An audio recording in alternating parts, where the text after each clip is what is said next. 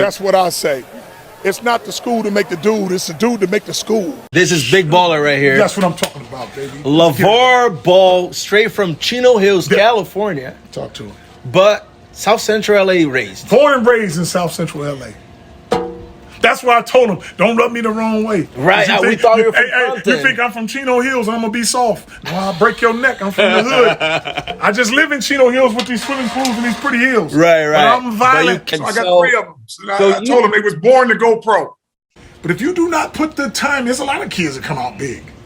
If you don't put the time in, I got to put that time in. I got to put their determination. I got to put their work ethic. I got to put that in there. If they see me being lazy and my wife being lazy, they're going to be lazy. Playing over there. Now he's one of the best players in the freaking world. Yes. My thing is this. If you're really that guy and you're really talented, it don't matter where you at. They're going to find you. They be finding monsters in Africa and in Europe and other. If you're really that good, they're going to find you. So that's always been my belief. That's why when the boys played high school ball, people were like, why they not going to these big high schools like Oak Hill or Findlay Prep or some big schools like that? We went to a high school down the street that was a public high school. I was like, if they can find somebody in the jungle, they can find my sons off the 71 freeway.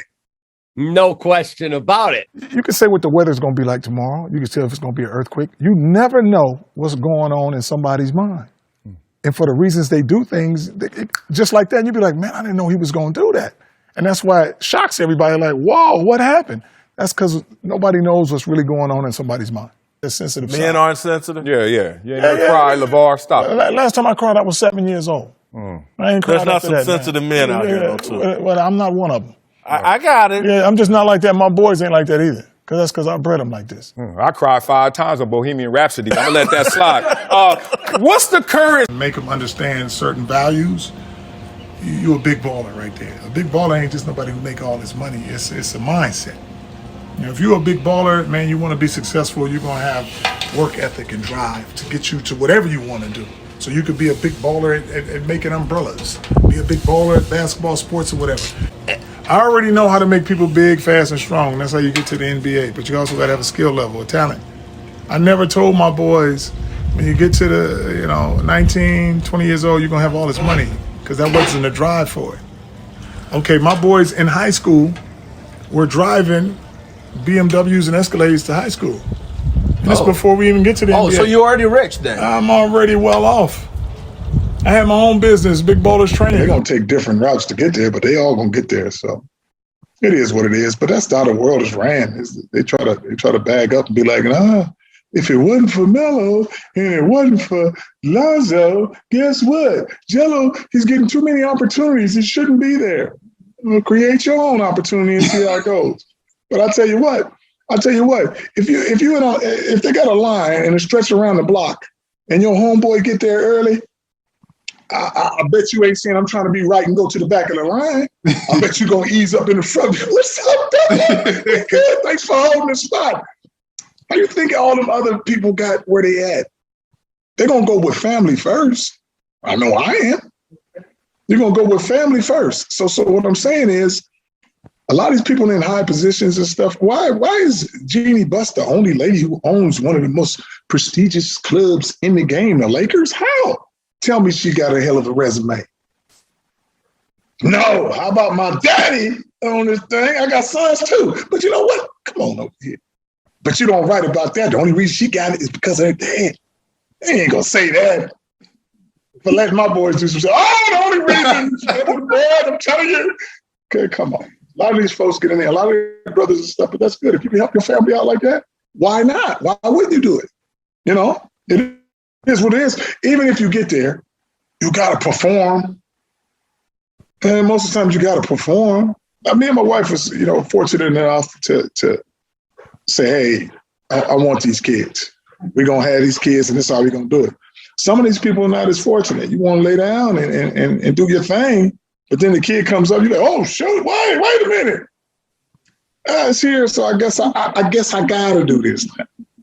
As opposed to say, let's plan this. Let's plan this. How we going to do it? When you believe in them kids, man, and you want them there and be like, you know what, something positive is out of this on the fact that you're bringing a life into this world, just take care of it, man. Everybody ain't got to be dang sports rappers and movie stars. Just find out a passion that they have that you kind of lead them in the right way. And I think it's in the beginning where people get stuck on this. Oh, I'm going to let them find out what they want to do. First of all, they don't know what they want to do. So how about you guide them some way? Okay, we're going to go into school and do a lot of studying. Okay, we're going to go outside and play a little catch. Okay, we're going to go do some swimming.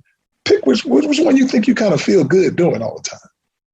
Now, man, you frown every time we go swimming. Basically, you don't want to swim. But if you get all amped up, we're going to the library, we're going on a field trip in the museum. Oh, hey, how about we get on this computer? Oh, that's my favorite. Now you're in the computer. Instead of going outside, you're on the computer creating stuff. And that's how you find out, you're going to do something positive. What you ain't going to do is lay down here, eat chips all day, and then watch TV.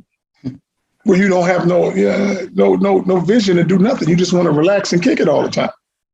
And that's where people get, well, I'm gonna let them figure it out. Yeah. That's like having the directions and keeping them in your pocket, talking about find your way. You're gonna find it. Yeah, okay. But what if I gave you directions? Go down the street, go straight, make a right, and you right there. Instead of you driving all backwards and doing all this stuff, trying to figure it out. If you can help them in a positive way. You can't be LeVar Ball. It's only one of me. And I'm sitting right here. Ain't but two dudes better than me. And I'm both of them.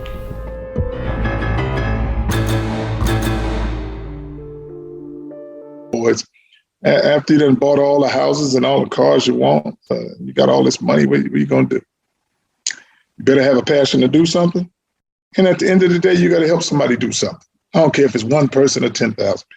All these people like to talk, oh, he did the JBA, he's not doing it again. How about you do it this time and pay for all of it? But no, they ain't thinking like that. So the fact that I did it for as long as I did it or whatever, I'm always helping somebody. I don't hear these other guys that like your Stephen A, your Charles Barkley, all these guys. I don't see them having no program where they got interns, where they paying these kids, helping them become broadcasters or nothing. They're not doing that.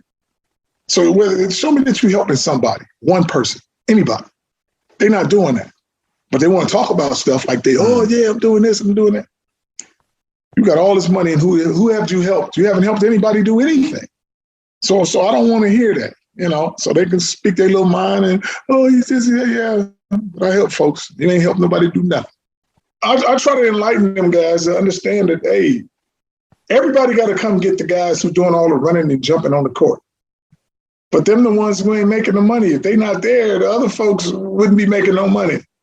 So they got to understand their value, which a lot of them don't, because most of the talent comes from the hood.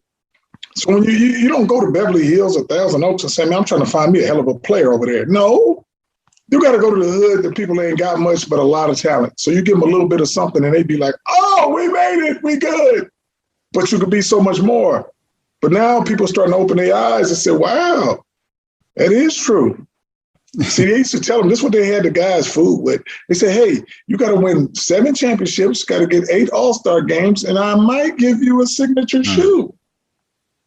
But shoot, I show them how easy it is. You guys make enough money to make your own damn shoe, but you don't understand it. So I give my son, Lonzo the first one ever to come in the NBA with his own signature shoe. Jello ain't even in the league, got a signature shoe. Melo, the youngest ever to come in the game with a signature shoe. What do I need to apologize for? It's like this. If I was doing something wrong or something bad, then I might have to apologize. As long as I ain't hurt nobody and doing what I like to do, I'm fine. I'm not going to be apologetic to nothing that I say or feel. For me, I want people to believe in themselves, but also understand why you got to be apologetic because you feel a certain way. Everybody ain't got to feel the same. You might like rainy days and I might like sunny days. And I'll be like, man, I don't like him because he like rainy days. He must be a sad person. That don't mean you have to apologize for being raining. You say, man, I like being inside in the rain, man. I like to cozy up, like to study, like to do whatever I want to do. When it's raining, it feels good to me. But everybody got different opinions about things, man. And I don't think nobody should have to apologize unless they hurting somebody. If you hurt somebody, then that's a different story. But other than that, believing in yourself and having confidence in what you're doing or how you feel about a certain product or whatever you're doing, it shouldn't be no apologies needed. Yeah, I can look back and say they was coming. I'm gonna tell you, with my 3 boys out here together, like I told them before, ain't no high school team could beat us. They thought I was playing. Now I'm just showing them on a bad day we'll tear you up. So you know, these 20 and 30-point wins, you unleash us like that, who gonna stop us? We playing a pro style at high school. You cannot stop it. If you can't score enough points, you're never gonna beat us. And that's why when people ask me, they said, are you ever gonna lose? I said, not one game, because we're the only team that can go to 100. Run with us if you can.